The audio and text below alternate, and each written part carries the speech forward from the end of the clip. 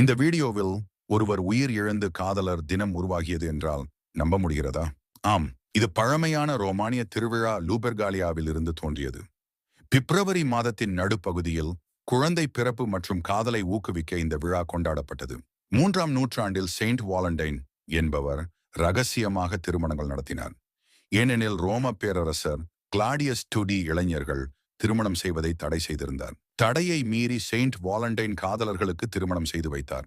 இதனால் கோபமடைந்த ரோமானிய அரசு செயின்ட் வாலண்டைன் பிடிபட்டு பிப்ரவரி 14ஆம் தேதி தூக்கிலிடப்பட்டார்.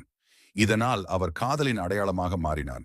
14ஆம் நூற்றாண்டில் ஆங்கில கவிஞர் ஜெஃப்ரி ஷாசர் தனது கவிதையில் பிப்ரவரி 14ஆம் தேதி காதலுக்கான நாளாக குறிப்பிட்டார்.